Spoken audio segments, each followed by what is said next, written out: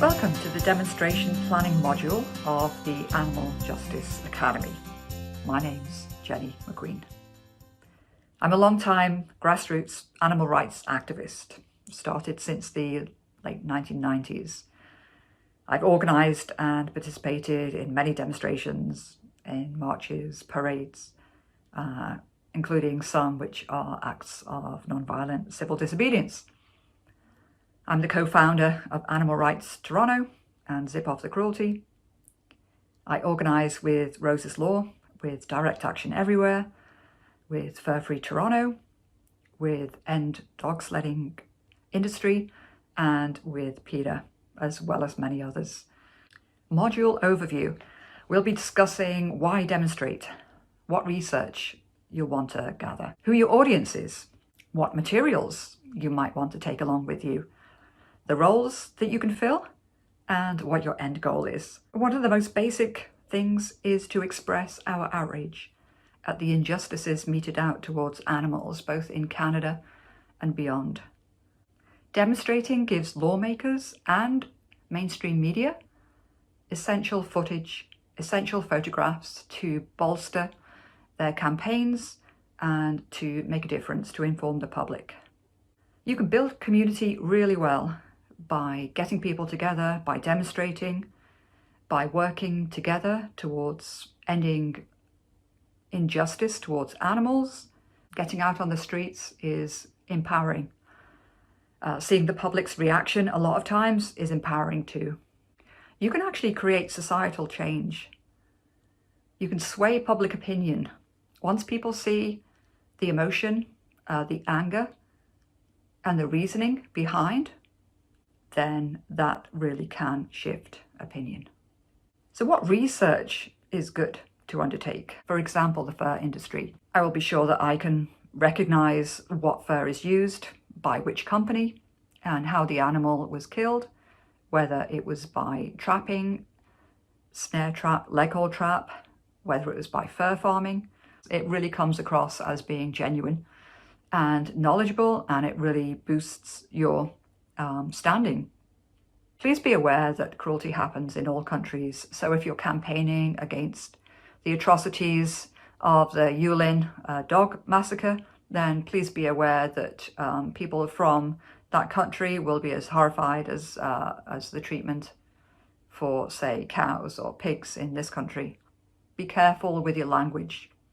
Don't target a race, just target what's happening to the animals. Reach out to the mainstream organisations. Have they already done research that is relevant to your campaign? Do they already have materials that you can use, that you can just simply print off or order? And don't forget the industry guidelines, the industry documents, the laws and the regulations. A couple of graphics that I've included on this slide. One is this little piggy, which is an industry publication targeted at children.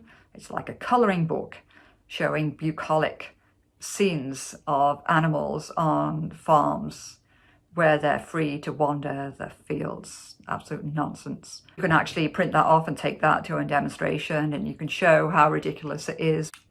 The National Farm Animal Care Council produces guidelines and codes that industry is supposed to follow. They often don't. What roles do you want to fill for your demonstration? It's always nice to have a greeter, someone to welcome newcomers, ask them how they heard about your event, maybe take their email, ask them if they want to keep in touch. It's also really nice to have someone who's comfortable reaching out to the public, giving out leaflets. You'll want someone to take photographs. You'll want a videographer. They can be the same person. You'll want someone to live stream. So for Facebook, it's horizontal.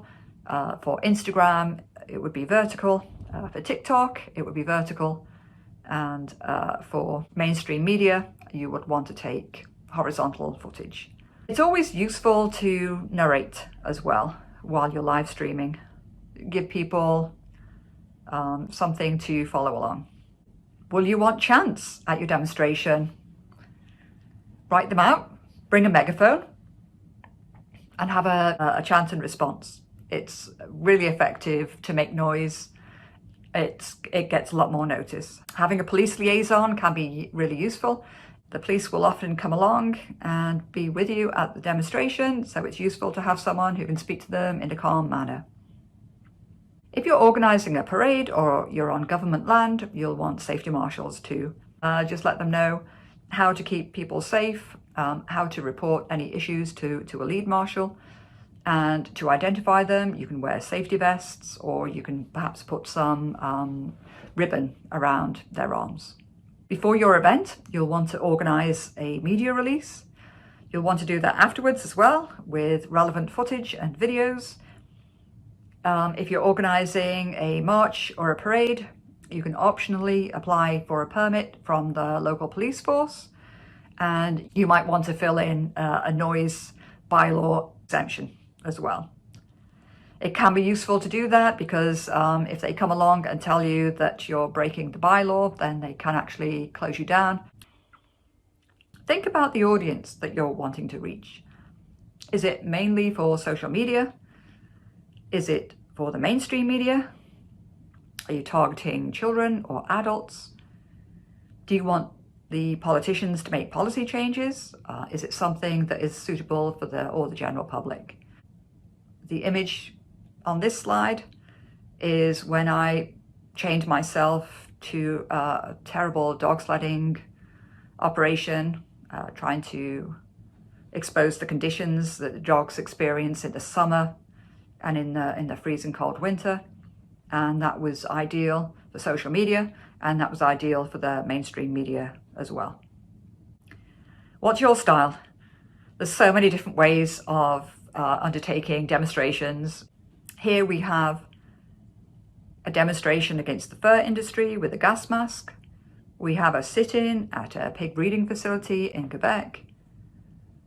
We have people in costumes supporting a big campaign, Why Love One and Eat the Other.